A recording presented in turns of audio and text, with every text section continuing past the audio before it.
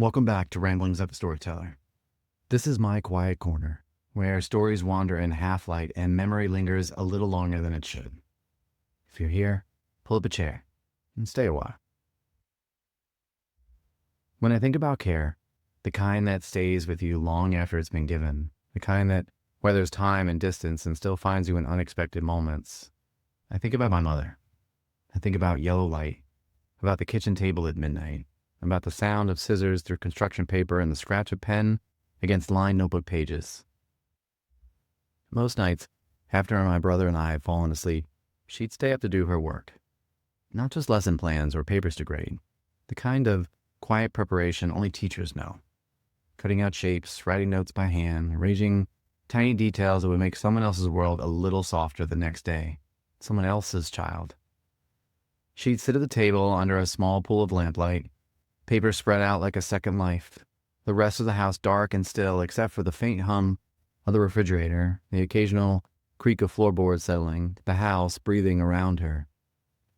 At the time, I didn't realize what I was witnessing. I just remembered the steady rhythm of her pen against the page, like a heartbeat in the silence.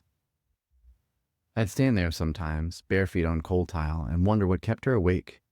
What could matter so much at 1 a.m?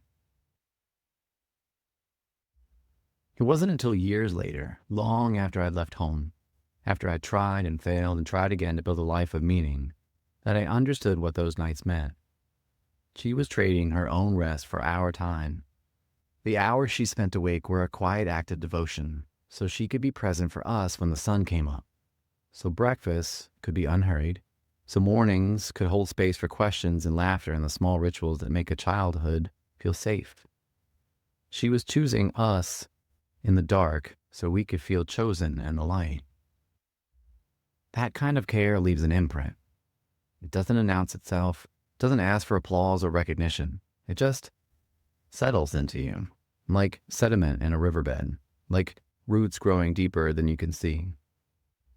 It teaches you what love looks like when no one is watching, what devotion sounds like in silence. I see it now, her inheritance, in the way I work late into the night. Not out of ambition or hustle or their frantic need to prove something, but out of love. Out of this aching desire to build something steady enough to hold others. I see it in how I make time for stories, yours, mine, the ones we pass between us like heirlooms. I see it in how I listen, how I try to slow down, how I leave room for tenderness in a world that rushes past it without second glance. Her legacy isn't just in the lessons she taught in a classroom, though those mattered. It's in the way she taught me that care is a form of storytelling, a quiet narrative passed down through action instead of words, through staying up when you'd rather sleep, through showing up when it'd be easier not to, through the thousands of small choices that say, "You matter to me." The way she stayed up in the dark room has become the way I reach for light. And maybe that's what care does. It doesn't just change the person receiving it, it changes the one who gives it. It teaches you how to love forward, how to carry something sacred and pass it on. Not perfectly, never perfectly, but faithfully. Until next time, this was Ramblings of a Storyteller, a story carried forward by love, told in the language of care.